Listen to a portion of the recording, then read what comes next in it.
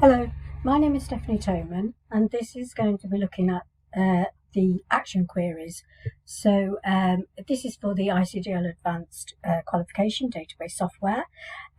We use Access 2016 and I'm demonstrating in Office 365. Be aware you can use it for the qualification, or you can use it just as a way of learning some of the areas and how to use action queries.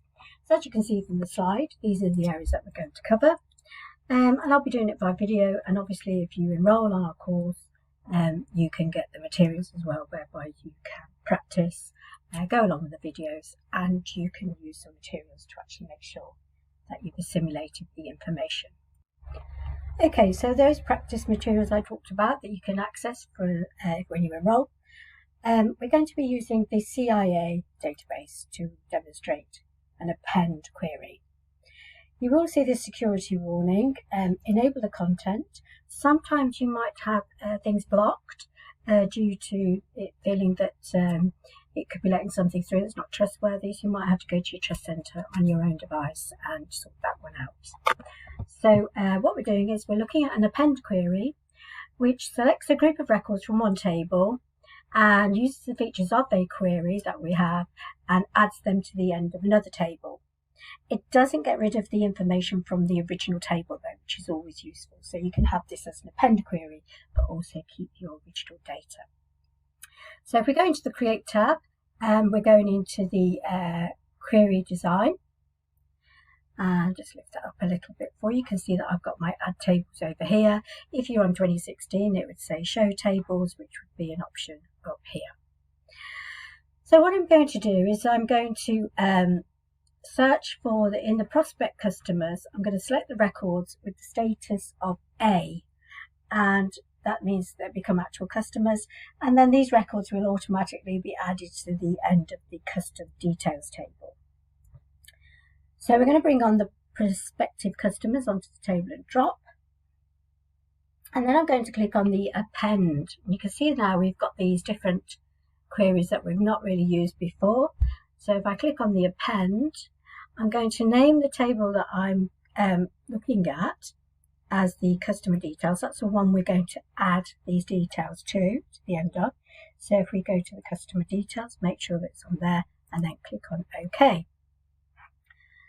Then what we're going to do is we're going to drop some fields onto here so that we can use these. I can just make this a little bit larger so we can see all of the information. So we're going to pop customer ref, title, first name, double click, surname, company, address, county. Then we're going to go down to the information and we can telephone and fax, that's the wrong thing now, but it's still on here, information and status. So quite a lot of going on across there. You can see that if I come across now, I could close this so we can see things a lot clearer, and that way you can see the status one as well at the end. So because the details, the prospective customers has a county, you can see that it doesn't have the append to, which has come up now as an extra row. So that's because if we look in the customer details, just to see what's going on in there, it actually doesn't have a county, it has a town. So what we're going to do is we're going to change that to town so that we can still append it. So you can have slight differences and you can make up that difference with the table that it's going to go into. The other thing is that we want status, we want the status of this particular appended query to be those that have a status. So if you look along your criteria, this is going to be a criteria thing, can't do it any other way, to extract those who have a status. Notice when I click away, and it's quite small, that you will see it has speech marks around it. So if we go to the datasheet view now, you can see that those records that we're looking at have been appended, and these would be the ones that are going to be added to the end of the customer details records. If you try to run, so if you go back to the design, if you try to run, then sometimes it might stop you if you've not made your CIA or any of the other database sort of software that we're using.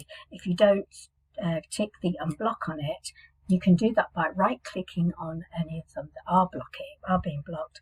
Right-click, go to Properties, and you'll see at the end under the Security tab an option to tick that says Unblock. So this is working, and we can see that it tells you how many rows there are that's going to be appended. Click on Yes, and then you can save the query accordingly if you wish. Okay, so if we go to the customer details, those appended queries have been added to that table. I'm going to close this now. I'm not going to save, and we're going to move on to the next action query. Okay, so still using the CIA database for showing our examples, we're going to look at a delete query. So what that will do, it will select a group of records from one or more tables, and this could be run after an append query, if you like, to remove all the updated records from the original table. So it gets all of this information, and then it will delete that information for you. So let's have a look. So we're going to do a create again, and we've got query design, and if we hover on the delete, it will always tell you what it does. So it's deleting the information from one existing table where the data matches the criteria. That's a much simpler way of saying it. And earlier we had the append. We were talking about you can make the queries add records to an existing table, and like we said, we could use the delete action query then to get rid of those records if we wished. So let's stick to the delete. So we've got our delete. We're going to pop the prospective customers on, sorry. Tongue in cheek there. Just come down so we can see what's going on. And we're going to drop down after we click on the delete, you'll see the change going on in the table down here. You can see the delete row just down there coming up. And we're going to drop down particular ones. We're going to drop down the customer ref, the company, and the status, all at the end there. So we've got these three. We're going to put in, as we did before, we want the criteria for those who have a status. Click away, and the speech marks are automatically popped on there. So when we click the datasheet view, what we're seeing are all of the records that have the same records were appended in the customer details. So we could actually delete these so that we don't have duplication. So if we return to the design view and we run, then it would get rid of those 5 records, and we wouldn't have them in both areas, both tables.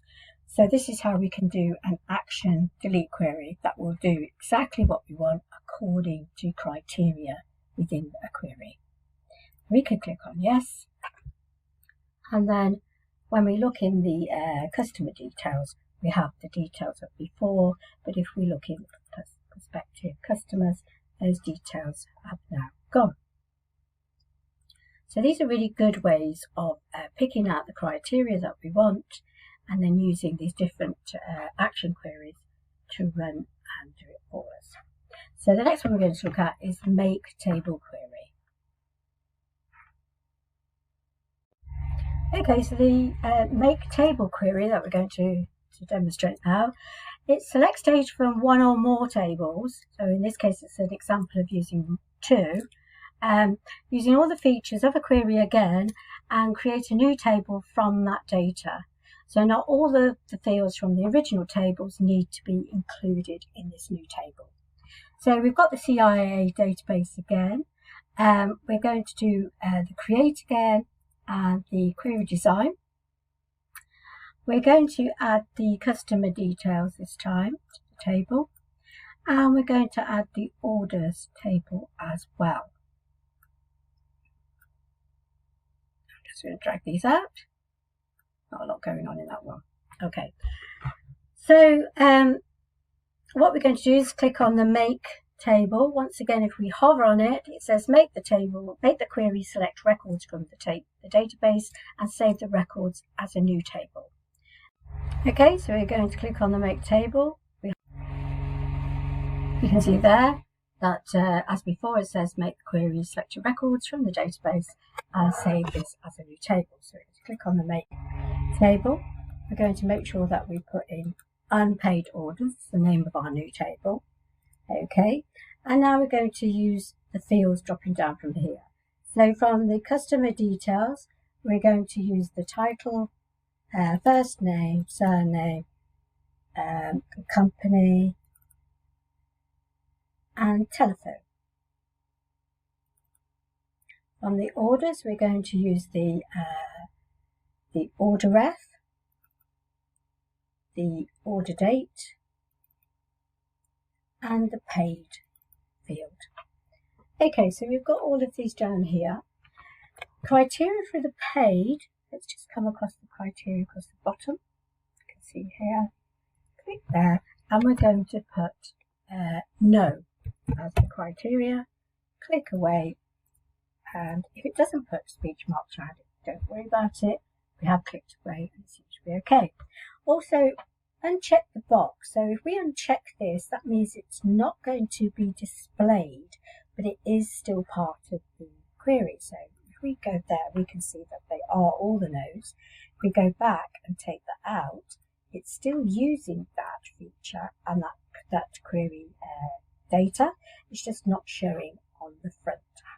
So if we see it in the datasheet view, this is what our new table is going to be looking like. It's down to the criteria that we popped in. And if we want to, we can now run that. So we click on the run. It will now make sure that it takes care of those 5 rows. They'll be pasted into a new table. And there's the new table here. So if we open it up, and that's the information that we've just done. Okay, so let's just close that query without saving it. Save them on yours if you want to. And we're going to look at an update query next. So an update query will update specific fields within a table, and we're going to show an example of increasing prices by 10%. So it's changing the name of the product. Okay, so from with CIA again, we're in there. I'm going to open the products, and you can see the products table just here. So double click on there, and you can see the price of the first 5 items. Okay, so we're going to close this table, and we're going to start a new query. So create design query again, and this time we're going to be using what they call the update query. If we hover on there, you can see make the query update the data in the existing table. So in this case, so we're going to increase that price by 10%. So in order to do that, we're going to use the products table. So we're going to drag that off over here onto the grid, and we're going to drop the price field onto the grid here. So if we click on the update, then we will get the option coming up just down here. And in the update, if we use the price field, so the way to do that is we need to type it in. So we're going to use the square brackets around the price field. That's what we do with fields. We use a square bracket when we're using a field. And we're going to times that. So we're using the asterisk above the 8 on the keys at the top, or you can use your number pad using the shift. So we've got them multiplied by 1.1. So that's our 10%. And then in the criteria, it wants those, so if we go to the criteria as well, it wants to bring the records up of those greater than and equal to 10. Click away, and that's worked there. So this updates all the products which originally cost £10 or more by 10%. So that's the criteria for the price. So if we go to datasheet view, it will bring up the first products, all of those there, and everything that costs more than and equal to £10. So there's your equal to. We're going to increase that price. So if we go back to the products table initially, you can see, I just do that into a sort,